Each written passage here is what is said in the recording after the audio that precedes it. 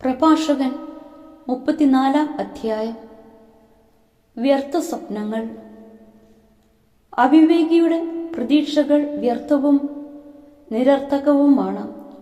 സ്വപ്നങ്ങൾ ഭോഷന്മാർക്ക് ചിറകു നൽകുന്നു. സ്വപ്നങ്ങളെ ആശ്രയിക്കുന്നവൻ നിഴലിനെ പിടിക്കുന്നവനെപ്പോലെയും കാറ്റിനെ അനുധാവനം ചെയ്യുന്നവനെപ്പോലെയുമാണ്. സ്വപ്നത്തിലെ ദർശനം യഥാർത്ഥ മുഖത്തിന്റെ പ്രതിച്ഛായ മാത്രമാണ്. അശുദ്ധിയിൽ നിന്ന് ശുദ്ധിയുണ്ടാകുമോ? അസത്യത്തിൽ നിന്ന് സത്യവും. ഗർഭിണിയുടെ ഭാവന പോലെ ശകുനം, നിമിത്തം, സ്വപ്നം ഇവയെല്ലാം മിഥ്യയാണ്. അത്യുന്നതനിൽ നിന്നുള്ള ദർശനമില്ലെങ്കിൽ അതിനെ അവഗണിക്കുക. സ്വപ്നങ്ങൾ അനേകരെ വഞ്ചിച്ചിട്ടുണ്ട്. അവയിൽ ആശ്രയിച്ചവർ പരാജയപ്പെട്ടിട്ടുണ്ട്. അത്തരം വഞ്ചനകൾ കൂടാതെ നിയമം നിറവേറ്റാം. സത്യസന്ധമായ ചുണ്ടുകളിൽ വിജ്ഞാനത്തിന് പൂർണ്ണത ലഭിക്കുന്നു. വിദ്യാസമ്പന്നൻ വളരെ കാര്യങ്ങൾ അറിയുന്നു. അനുഭവസമ്പന്നൻ വിവേകത്തോടെ സംസാരിക്കുന്നു.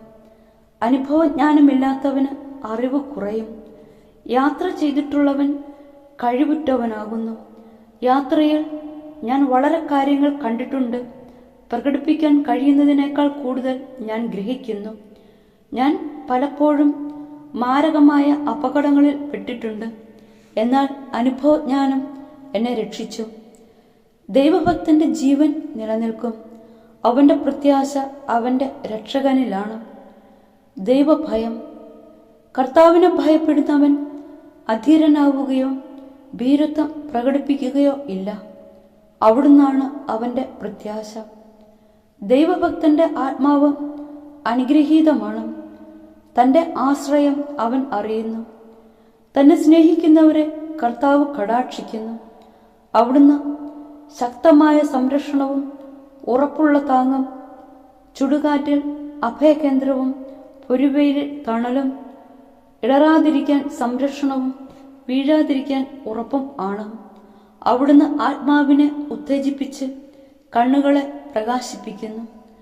അവിടുന്ന് സൗഖ്യവും ജീവനും അനുഗ്രഹവും പ്രദാനം ചെയ്യുന്നു. അന്യായ സമ്പത്തിൽ നിന്നുള്ള ബലി പങ്കിലമാണ്.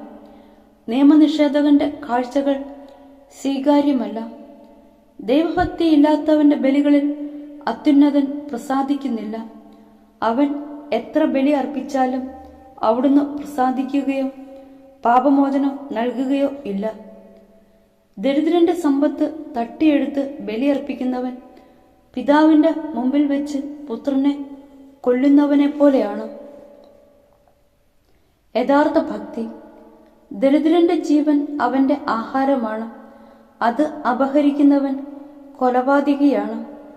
അയൽക്കാരന്റെ ഉപജീവന മാർഗം തടയുന്നവൻ അവനെ കൊല്ലുകയാണ്. വേലക്കാരന്റെ കൂലി കൊടുക്കാതിരിക്കുക രക്തച്ചൊരിച്ചിലാണ്. ഒരുവൻ പണിയുന്നു, അപരൻ നശിപ്പിക്കുന്നു. അധ്വാനമല്ലാതെ അവർക്കെന്ത് ലാഭം? ഒരുവൻ പ്രാർത്ഥിക്കുന്നു, അപരൻ ശപിക്കുന്നു. ആരുടെ ശബ്ദമാണ് കർത്താവ് മൃദുശരീരത്തിൽ തൊട്ടിട്ട് കൈ കഴുകിയവൻ വീണ്ടും അതിനെ സ്പർശിച്ചാൽ കഴുകൽ കൊണ്ട് എന്ത് പ്രയോജനം? പാപങ്ങളെ പ്രതി ഉപവസിച്ചിട്ട് വീണ്ടും അത് ചെയ്താൽ അവന്റെ പ്രാർത്ഥന ആര് ശ്രവിക്കും? എളിമപ്പെടൽ കൊണ്ട് അവൻ എന്ത് നേടി?